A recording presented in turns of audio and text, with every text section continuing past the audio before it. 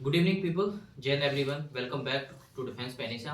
आज मैं बात करूंगा आपसे कैट एग्जामिनेशन के बारे में जिसने सभी को सॉल्व कर दिया। Almost everyone is solve after done the CAT examination on Sunday 30th of November. तो मैं आपको अपना रिव्यू बताऊंगा, मेरा एक्सपीरियंस कैसा रहा फर्स्ट टाइम कैट एग्जामिनेशन में। और मैं ग्वालियर सेंटर पे मैंने एग्ज़ाम दिया, वहाँ पे मैंने टीचर से भी बात की और कई सारे स्टूडेंट्स का रिव्यू भी जाना। और मैं फर्स्ट शिफ्ट से लेके थर्ड शिफ्ट तक उधर सेंटर पे था, तो मैंने रिव्यू किया, लोगों से बात की। तो जैसा हम फर्स्ट शिफ्ट से स्टार्ट करते हैं ना, format was same like previous year 2024। तो फर्स्ट शिफ्ट में भी वही था, 24 आपके क्वेश्चंस वीएआरसी में पूछे गए थे, एलआरडीआई में 22 क्वेश्चन और क्वांट में भी 22 क्वेश्चन थे। फर्स्ट शिफ्ट के रिव्यू के बारे में बात करें तो थोड़ा लोग सरप्राइज हो गए थे क्योंकि पीपल वर अज्यूमिंग कि आई मीन वीएआरसी थोड़ा सा इजी आएगा, but it was also moderate to difficult level. VRC में एक से दो जो आरसी थे वो काफ़ी इजी थे और डुएबल थे, लेकिन चारों आरसी कर पाना इज क्वाइट टफ। तो it was challenging to read all 4 RCs and do all the RCs. और इस बार उन्होंने para speech, para completion, odd one out, ये सारी चीज़ें भी दी हैं वीआरसी में।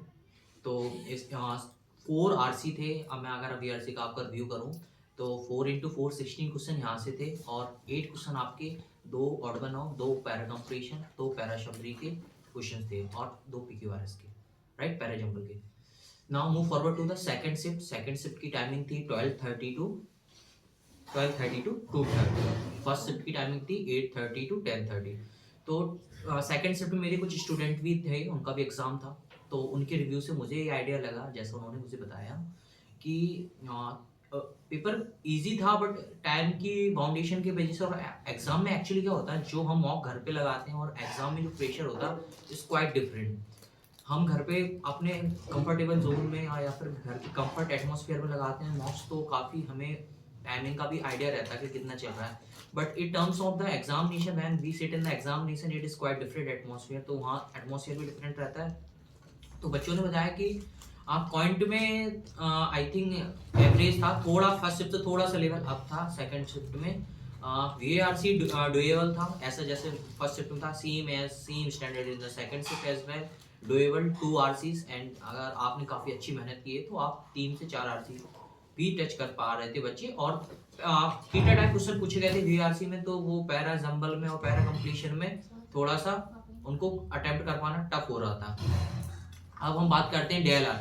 DLR, it is, if you ask me which is the most toughest section, DLR is one of the most toughest section in all 3 shift, whether it is first shift, second shift और third shift।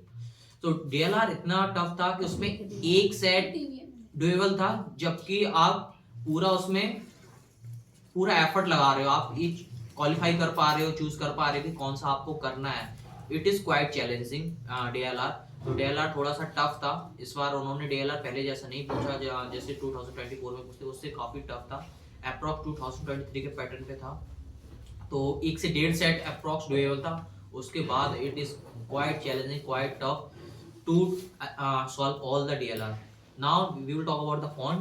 तो point मैं अपने third shift का आपको analysis बताता हूँ। I was in, my paper was in third shift. तो third shift में क्या था कि पॉइंट का लेवल एकदम से बहुत इंक्रीज कर दिया। I mean questions was looking easy, but they actually they wasn't easy. मतलब 4 से 5 क्वेश्चन डुएबल थे, इजी लग रहे थे, वो थे भी। लेकिन अगर अब जो जिनका पॉइंट में मेहनत करके जो सोच रहे थे 12 से 13 क्वेश्चन ऑप्ट करने के लिए, तो ऑन एन एवरेज ज़्यादातर बच्चों ने 6 to 8 के बीच में ही कर पाए हैं इन क्वांट में। और कोई एक्सट्रीम केस में कोई बहुत ही अच्छा बंदा है जिसने बहुत अच्छी प्रैक्टिस की, तो वो 10 क्रॉस कर पाया। मोस्टली बच्चों ने 5 to 8 के बीच में ही किया है क्वांट में। मैं अपने थर्ड शिफ्ट का DLR का भी बताता हूँ। मेरे DLR में एक सेट था सर्कुलर सिटिंग अरेंजमेंट का, जिसमें 7 फ्रेंड्स थे। They were sitting in the circular arrangement and looking inside the circle. ये था एक वो था उसमें करेंसी वाला DLR में सेट, राइट। और DLR के सेट काफी चैलेंजिंग थे। मतलब एक जो सर्कुलर अरेंजमेंट में जो आपको बता रहा हूँ वो डुएबल था।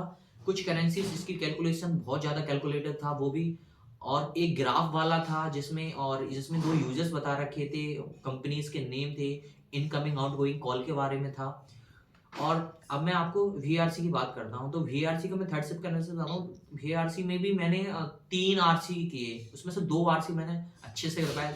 जीसीआरसी में मेरे को टाइम कम पड़ रहा था और तो वीआरसी डुएबल था, लेकिन ऑप्शंस काफी चैलेंजिंग थे, मतलब सीधे तरीके से आंसर नहीं मिल रहे थे, ऑप्शंस को बहुत डीपली पढ़ना पड़ता और ब्राइटनेस बहुत ज्यादा थी स्क्रीन की, तो काफी चैलेंजिंग हो रहा था बच्चों को कि उस पर कंटिन्यूस फोकस कर पाना स्क्रीन पे कॉन्स्टेंटली और ऑप्शंस को समझ पाना और ऑथर्स की बात को समझ पाना, क्या ऑथर्स कहना चाह रहा है।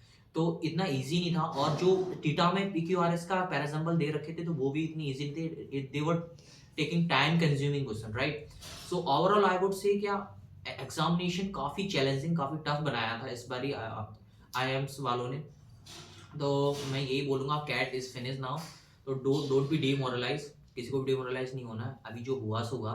Let's focus on the snap examination and Z examination, right. तो अभी जो भी कट ऑफ जाती है, अभी 4 या 5 को हमें रिस्पॉन्सिबिलिटी मिल जाएगी, देन देखते हैं क्या कैसा क्या रहता है। So guys, in the last I would से all the best, don't lose hope, don't be demoralized, and let's prepare for the snap and set. All the best. Thank you, Jay.